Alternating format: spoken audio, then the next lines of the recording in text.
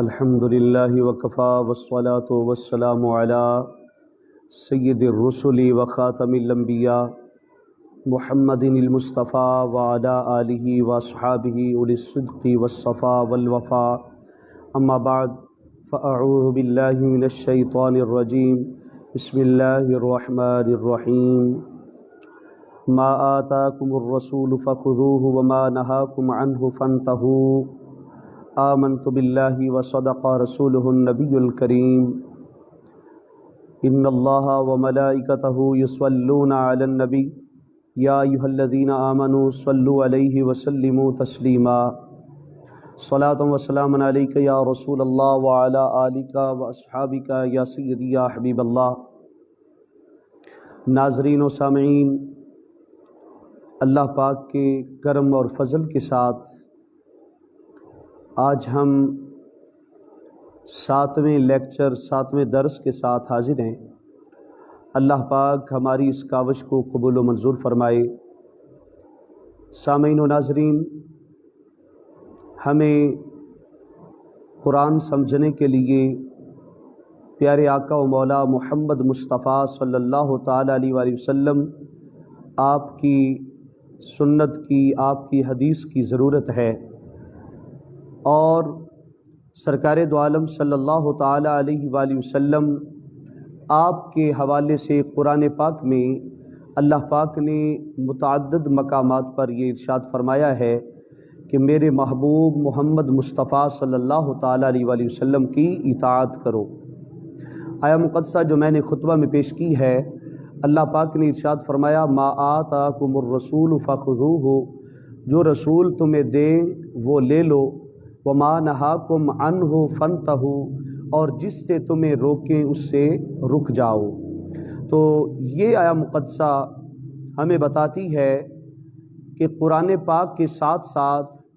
محمد مصطفیٰ صلی اللہ تعالیٰ علیہ وآلہ وسلم کی جو حدیث مبارکہ ہے،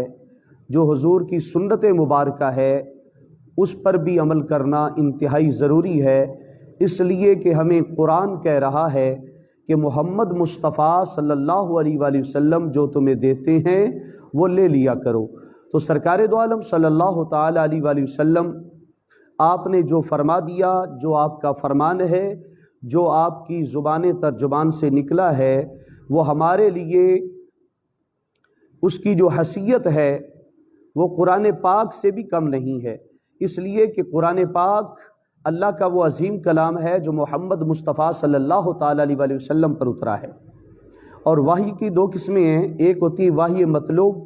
ایک ہے وحی غیر مطلوب۔ وحی مطلوب وہ ہے جیسا کہ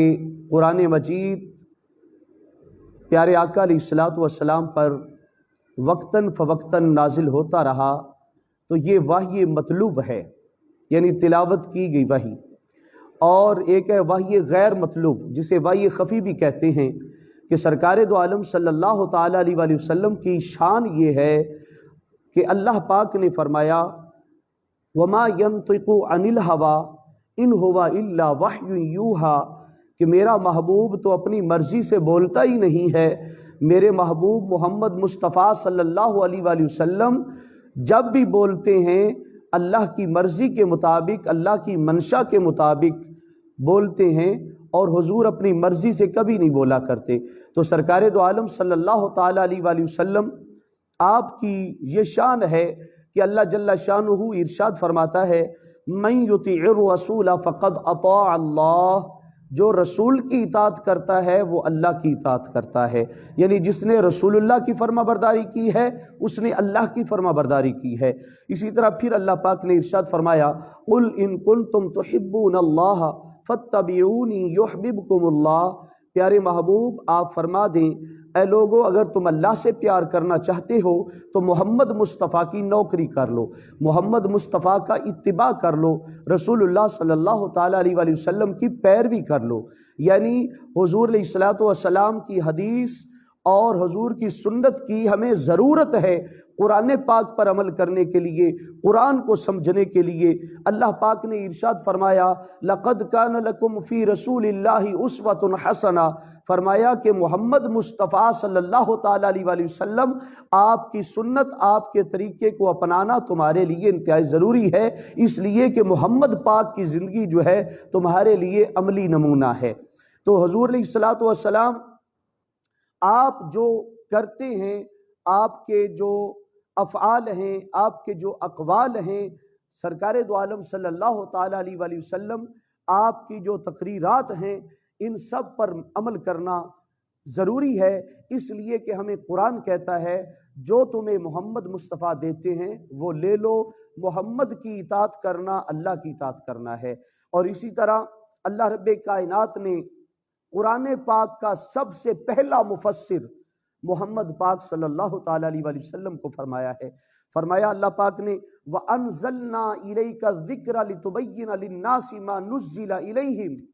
فرمایا پیارے محبوب ہم نے آپ کی طرف ذکر نازل کیا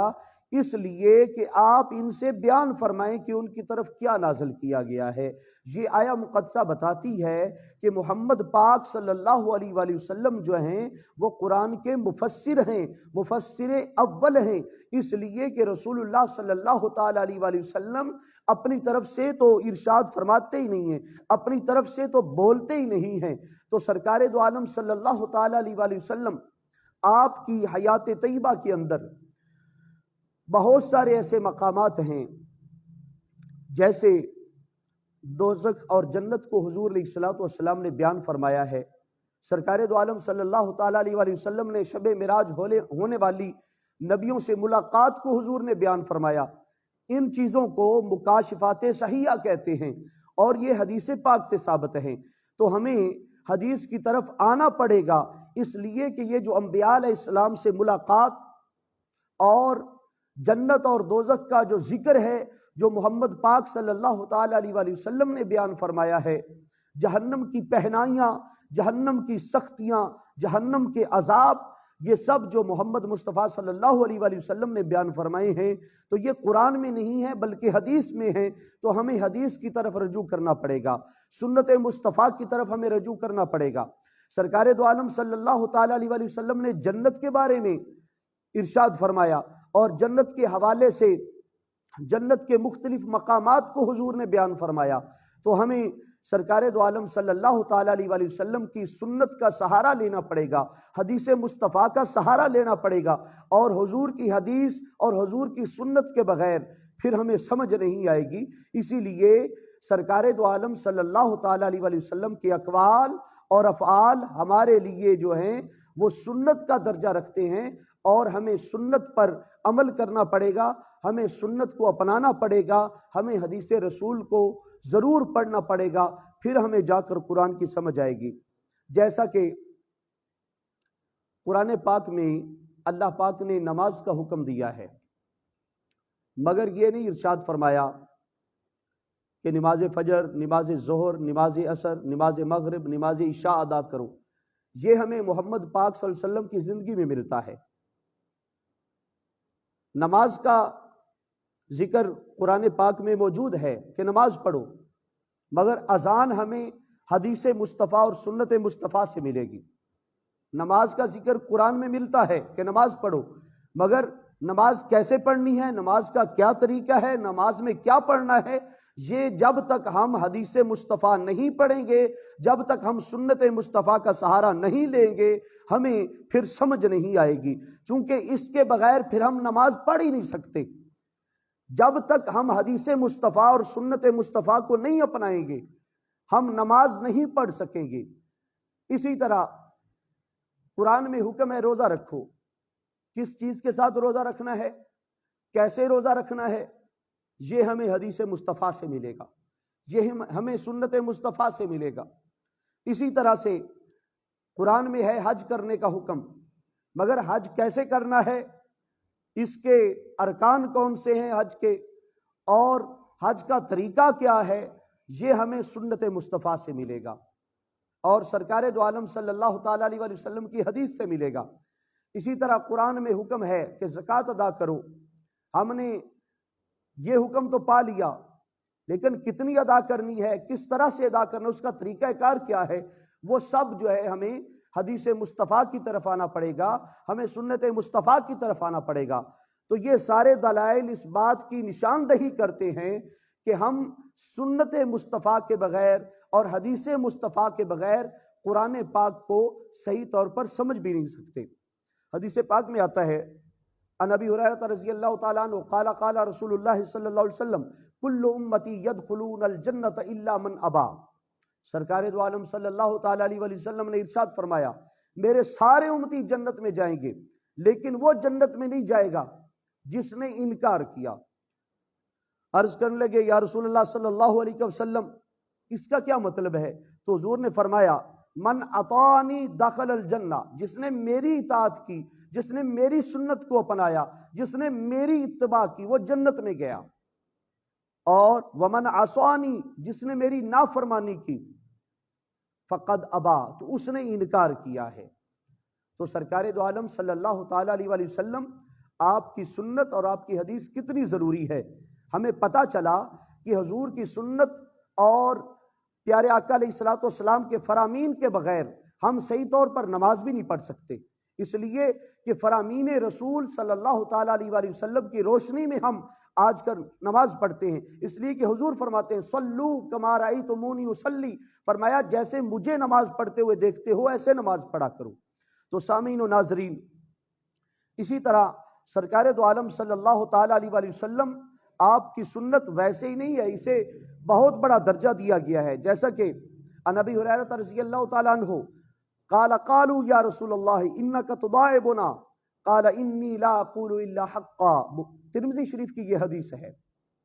سرکار دو عالم صلی اللہ علیہ وآلہ وسلم کے صحابہ کہنے لگے یا رسول اللہ صلی اللہ علیہ وسلم آپ تو ہم سے مزاح کی باتیں بھی کرتے ہیں، مذاق کی باتیں بھی کرتے ہیں۔ تو سرکار دو عالم صلی اللہ تعالیٰ علیہ وآلہ وسلم نے فرمایا انی لا اقول الا حقا، فرمایا میں مزاح میں بھی سچ بات کیا کرتا ہوں، میرے مزاح کے اندر بھی حق ہوتا ہے۔ اور سرکار دو عالم صلی اللہ علیہ وآلہ وسلم کے صحابہ کو جب تانا دیا گیا کہ تم محمد پاک کی ہر بات کو لکھ لیتے ہو، تو حضور علیہ الصلوۃ والسلام سے عرض کیا گیا، میرے مصطفیٰ کریم آقا علیہ الصلوۃ والسلام نے فرمایا انی لا اقول الا حقا، فرمایا محمد کی زبان سے جو بھی نکلتا ہے وہ حق اور سچ نکلتا ہے، اسے لکھ لیا کرو۔ اسی طرح امام اوزاعی کہتے ہیں ان حسان رضی اللہ تعالیٰ عنہ، حضرت حسان رضی اللہ تعالیٰ عنہ آپ ارشاد فرماتے ہیں کان جبریل علیہ السلام ینزل علی النبی صلی اللہ علیہ وسلم بالسنت کما ینزل علیہ بالقرآن۔ فتح الباری کے اندر ابن حجر اسقلانی نے اس بات کو نقل کیا ہے کہ سرکار دو عالم صلی اللہ تعالیٰ علیہ وآلہ وسلم آپ پر قرآن پاک جیسے نازل ہوتا رہا ہے، اسی طرح وحی کے ذریعے آپ پر سنت بھی نازل ہوتی تھی۔ تو سرکار دو عالم صلی اللہ تعالیٰ علیہ وآلہ وسلم کا کوئی قول، کوئی فعل جو ہے اللہ کی مرضی کے خلاف نہ ہے، اسی لیے ہمیں پتہ چلا کہ سنت مصطفیٰ کی ہمیں کتنی ضرورت ہے۔ عن جابر رضی اللہ تعالیٰ عنہ قال قال رسول اللہ صلی اللہ علیہ وسلم من بلغہ انی حدیث فکذب بہ، فرمایا کہ جس شخص کے پاس میری حدیث پہنچی، من بلغہ انی حدیث، جس کے پاس میری ایک حدیث پہنچی تو اس نے اسے جھٹلایا، فکذب بہ، اسے جھٹلا دیا، تو اس نے تین ہستیوں کو جھٹلایا ہے، اللہ کو اس نے جھٹلایا، رسول اللہ کو اس نے جھٹلایا، اور جو حدیث بیان کر رہا تھا اسے بھی اس نے جھٹلایا۔ تو پتہ چلا سنت مصطفیٰ صلی اللہ تعالیٰ علیہ وسلم کا بہت بڑا درجہ ہے۔ اور ویسے بھی صحابہ کرام کے تعامل سے، صحابہ کرام کے عمل سے یہ بات ثابت ہے کہ صحابہ بھی سنت مصطفیٰ اور حدیث مصطفیٰ پر عمل کرتے تھے۔ کیسے جی؟ ان معاذ بن جبل رضی اللہ تعالیٰ عنہ ان رسول اللہ صلی اللہ علیہ وسلم لما بعثہ الی الیمن قال کیف تقتضی، قال کیف تقضی اذا اراد لک قضاء۔ حضرت معاذ بن جبل سے حضور علیہ الصلوۃ والسلام نے ارشاد فرمایا، جب وہ یمن جانے لگے تو حضور نے ارشاد فرمایا کہ کیسے فیصلہ کرو گے؟ تو آپ نے عرض کی اقضی بکتاب اللہ، میں اللہ کی کتاب کے مطابق فیصلہ کروں گا۔ قال فإن لم تجد فی کتاب اللہ، حضور نے فرمایا کہ اگر کتاب اللہ میں ظاہری طور پر تجھے کوئی حکم نہ ملے پھر کیا کرے گا؟ تو انہوں نے ارشاد فرمایا فسنت رسول اللہ، یا رسول اللہ پھر آپ کی سنت پر عمل کروں گا صلی اللہ تعالیٰ علیہ وآلہ وسلم۔ قال فإن لم تجد فی سنت رسول اللہ، اگر تجھے رسول اللہ کی سنت میں بھی وہ عمل ظاہری طور پر نہ ملے تو پھر کیا کرو گے؟ قال اجتہد رائی، یا رسول اللہ پھر میں اپنی رائے کا استعمال کروں گا اور آپ کی سنتوں کو دیکھوں گا، آپ کے فرامین کو جو ہے جانچوں گا کہ آپ کے فرامین کیا ہیں، پھر ان کی روشنی میں اپنی رائے قائم کروں گا۔ تو حضور علیہ الصلوۃ والسلام کے صحابہ، ان میں سے حضرت معاذ بن جبل، یعنی آپ کا یہ عمل ثابت کر رہا ہے کہ صحابہ کرام سنت اور حدیث مصطفیٰ صلی اللہ تعالیٰ علیہ وآلہ وسلم پر کس طرح سے عمل کیا کرتے تھے۔ اسی طرح سے حضرت عبداللہ بن مسعود رضی اللہ تعالیٰ عنہ، ایک دفعہ آپ درس ارشاد فرما رہے تھے تو آپ نے ارشاد فرمایا لعن اللہ الواشمات والمتوشمات والمتنمصات والمتفلجات للحسن المغیرات لخلق اللہ۔ آپ نے کہا لعنت ہو اللہ کی ان عورتوں پر جو گودنے والی ہیں۔ واشمات یعنی وشم کا مطلب یہ ہوتا ہے ان یغرز الجلد بابرہ ثم یحشى بکحل، کہ سوئی کے ساتھ جلد کو کریدنا اور پھر اس کے اندر سرما جو ہے بھر دینا۔ فرمایا اللہ پاک نے ان پر لعنت کی ہے۔ والمتوشمات، اور گدوانے والیاں، یعنی جو عمل کرنے والی ہیں اور جو کروانے والی ہیں ان پر اللہ کی لعنت ہو۔ والمتنمصات، اور چہرے کے بال اکھاڑنے والیاں، ان پر اللہ نے لعنت کی ہے۔ والمتفلجات، اور اپنے دانتوں کے درمیان تھوڑا سا کشادہ کرنے والی اور تھوڑا سا جو ہے اس میں کشادگی رکھنے والی، ان پر بھی اللہ پاک نے لعنت فرمائی ہے۔ جب آپ یہ درس دے رہے تھے تو حضرت ام یعقوب دوڑتی ہوئی آپ کے پاس آئیں۔ آپ کہنے لگی کہ میں نے تو قرآن پڑھا ہے، قرآن میں مجھے تو اس طرح کا کوئی حکم نہیں ملا۔ لقد قرأت ما بین اللوحین فما وجدت فیہ ما تقول۔ عبداللہ بن مسعود، جو تم کہہ رہے ہو مجھے تو قرآن میں یہ نہیں ملا۔ تو آپ نے فرمایا اچھا، لأن کنتی قرأتیہ وجدتیہ، اگر تو نے قرآن پڑھا ہوتا، سارا پڑھا ہوتا نا، تو تجھے پتا ہوتا ما آتاکم الرسول فخذوہ وما نہاکم عنہ فانتہوا، کہ جو رسول اللہ تمہیں دے دیں وہ لے لو اور جس سے روکیں اس سے رک جاؤ۔ پتا چلا کہ صحابہ اکرام، ان میں سے حضرت عبداللہ بن مسعود رضی اللہ تعالیٰ عنہ، جن کو حضور کے جوڑے اٹھانے کی سعادت نصیب ہوتی، حضور کا وضو کا برتن اٹھانے کی جو ہے سعادت ملتی تھی، تو سرکار دو عالم صلی اللہ تعالیٰ علیہ وآلہ وسلم آپ کے ساتھ ساتھ رہتے تھے۔ آپ کا بھی عمل یہ ثابت کر رہا ہے، بلکہ حضرت سیدنا صدیق اکبر رضی اللہ تعالیٰ عنہ، آپ کا بھی ایک عمل، اس حدیث پاک کو امام دارمی نے اور امام بہقی نے بھی اپنی کتاب کے اندر اس حدیث پاک کو نقل کیا ہے کہ حضرت ابو بکر صدیق رضی اللہ تعالیٰ عنہ، جب آپ کے سامنے کوئی ایسا کیس آتا جس کا کوئی فیصلہ کرنا ہوتا، ناظر فی کتاب اللہ، تو سب سے پہلے آپ قرآن کو دیکھتے۔ فَإِنْ وَجَدَ فِيهِ، اگر آپ کو مل جاتا تو پھر اس کے مطابق قضا بہی، اس کے مطابق آپ فیصلہ کرتے۔ وَإِنْ لَمْ يَكُنْ فِي الْكِتَابِ، اگر آپ کو وہ قرآن میں نہ ملتا، وَعَلِمَ مِن رسول اللہ صلی اللہ علیہ وسلم فی ذَلِكَ الْأَمْرِ سنت، فرمایا کہ اگر رسول اللہ صلی اللہ تعالیٰ علیہ وآلہ وسلم کی سنت سے آپ کو کوئی اس طرح کا عمل مل جاتا تو پھر حضور کی سنت کو اپناتے ہوئے اس کے مطابق فیصلہ کرتے تھے۔ اور اگر آپ کی سنت مبارکہ میں بھی آپ کو نہ ملتا تو آپ سارے لوگوں کو بلا لیتے، صحابہ کو اکٹھا کر لیتے اور ان سے پوچھتے کیا تمہیں کوئی حضور کا فرمان اس حوالے سے یاد ہے؟ صحابہ کہہ دیتے کہ جی ہاں ہمیں یاد ہے، تو پھر اس کے مطابق فیصلہ کرتے۔ اور اگر وہ بھی نہ ملتا تو پھر آپ سب صحابہ اکرام کی مشاورت کے ساتھ جو نیا آنے والا کیس ہوتا، نیا آنے والا معاملہ ہوتا، پھر اس کا فیصلہ کیا کرتے تھے۔ تو اس سے بھی پتہ چلتا ہے کہ یار غار، حضور علیہ الصلوۃ والسلام کے یار غار حضرت سیدنا صدیق اکبر تاجدار صداقت بھی کس طرح سے رسول اللہ صلی اللہ علیہ وسلم کی سنت اور آپ کی حدیث پر عمل کرتے ہیں۔ اسی طرح بے شمار احادیث ہیں جن میں یہ بات واضح طور پر موجود ہے کہ حضور علیہ الصلوۃ والسلام کے صحابہ جو ہیں حضور کی سنت پر عمل کیا کرتے تھے۔ مسلم شریف میں ایک حدیث ہے کہ حضرت عبداللہ بن عمر سے ایک شخص نے سوال کیا اطوف بالبیت وقد احرمت بالحج، کہ میں نے حج کا احرام باندھا ہے تو میں خانہ کعبہ کا طواف کر سکتا ہوں؟ تو آپ نے فرمایا تجھے کس چیز نے روکا ہے؟ تو انہوں نے کہا جی مجھے فلاں شخص نے روکا ہے۔ تو آپ نے فرمایا کہ رسول اللہ صلی اللہ تعالیٰ علیہ وآلہ وسلم نے جب ایسا کیا ہے، محمد پاک صلی اللہ علیہ وآلہ وسلم کا آپ نے حضور کی سنت کا ثبوت دیا، رأینا رسول اللہ صلی اللہ علیہ وسلم احرم بالحج وطاف بالبیت وسعی بین الصفا والمروہ، آپ نے سرکار دو عالم صلی اللہ تعالیٰ علیہ وآلہ وسلم کی سنت کا حوالہ دیا اور آپ فرمانے لگے فسنت اللہ وسنت رسول حق ان تتبع، فرمایا کہ رسول اللہ کی سنت اور اللہ کی سنت زیادہ حق رکھتی ہے کہ آپ اس کی پیروی کریں کہ فلاں شخص کا تم حوالہ دے رہے ہو، یعنی صحابہ کرام حضور کی سنت پر عمل کیا کرتے تھے۔ اسی طرح تابعین کا تعامل بھی بتاتا ہے۔ حضرت حسن بصری رضی اللہ تعالیٰ عنہ آپ فرماتے ہیں وَيُعَلِّمُهُمُ الْكِتَابَ وَالْحِکْمَةَ، فرمایا کہ کتاب و حکمت کی تعلیم دیتا ہے۔ فرمایا الکتاب سے مراد قرآن مجید ہے، حضرت حسن بصری فرماتے ہیں، اور والحکمت سنتہ، اور حکمت سے مراد سنت مصطفیٰ صلی اللہ علیہ وسلم ہے۔ اسی طرح حضرت میمون بن مہران آپ فرماتے ہیں فَإِن تَنَازَعْتُمْ فِي شَيْءٍ فَرُدُّوهُ إِلَى اللَّهِ وَرَسُولِهِ، اگر تمہارا کسی معاملے میں جھگڑا ہو جائے تو اسے رسول اللہ صلی اللہ علیہ وآلہ وسلم کی طرف لوٹا دو، ما دام حیًّا، جب تک آپ زندہ ہیں، فَإِذَا قُبِضَ فَإِلَى سُنَّتِهِ، فرمایا کہ جب رسول اللہ ظاہری طور پر پردہ فرما گئے تو فرمایا پھر حضور کی سنت پر عمل کیا جائے۔ حضرت میمون بن مہران نے یہ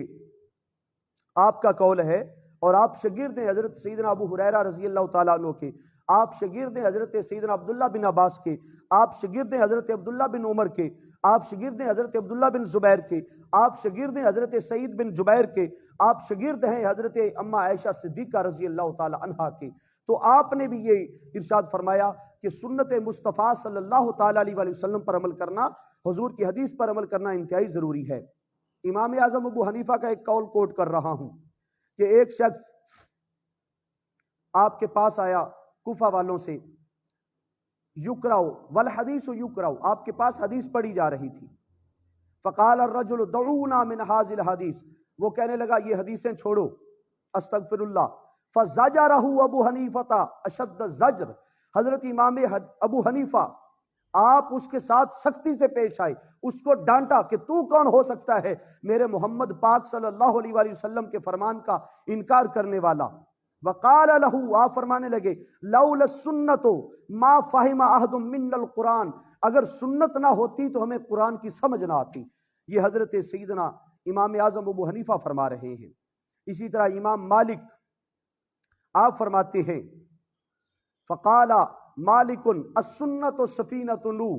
امام مالک فرماتے ہیں حضور کی سنت اور حدیث جو ہے یہ حضرت نوح علیہ السلام کی کشتی کی طرح ہے، من راکبہا نجا ومن تخلف عنہا غرقا، فرمایا کہ جو اس کشتی میں سوار ہو گیا، سنت مصطفیٰ کی کشتی میں، حدیث رسول کی کشتی میں، وہ نجات پا گیا، اور جو رسول اللہ صلی اللہ علیہ وآلہ وسلم آپ کی سنت سے دور ہوا غارقا، فرمایا کہ وہ غرق ہو گیا، وہ ڈوب گیا۔ امام مالک کا یہ فتویٰ ہے۔ امام شافعی آپ فرماتے ہیں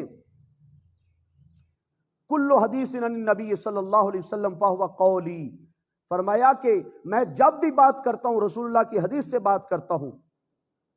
اگرچہ ہاں، اور آپ فرما رہے تھے میں خود بات کرتا ہوں حدیث مصطفیٰ کے حوالے سے، اس کے مطابق مسائل کا اخذ کرتا ہوں، اس کے مطابق مسائل جو ہیں ان کا استنباط کرتا ہوں، استدلال کرتا ہوں، اور آپ فرمانے لگے کہ اگر حدیث پیش کرنے والا کوئی اور بھی ہو اور وہ محمد کا صحیح فرمان پیش کر رہا ہو، فرمایا کہ تم اس حدیث کو لے لیا کرو، اس کو قبول کیا کرو۔ اور آخر میں امام احمد بن حنبل آپ کا بھی فرمان کوٹ کر رہا ہوں، آپ فرماتے ہیں من رد حدیث رسول اللہ صلی اللہ علیہ وسلم فہو علی شفا ہلکۃ، آپ فرماتے ہیں کہ جو شخص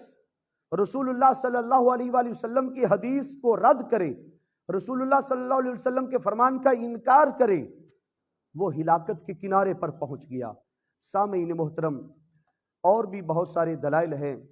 مگر اس مناسبت کے ساتھ کہ تمام احباب دل جمی کے ساتھ جتنا سنے اتنا پیش کیا جائے، سامعین محترم،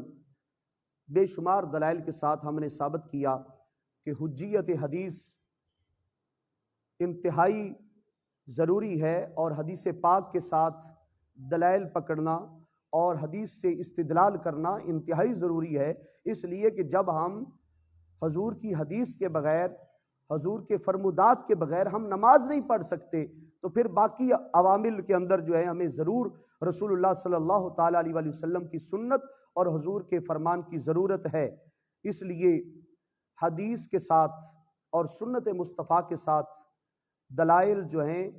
ہر معاملے میں، ہر مسئلے میں ہمارے لیے انتہائی ضروری ہیں۔ اللہ پاک ہم سب کو عمل کرنے کی توفیق عطا فرمائے، آمین۔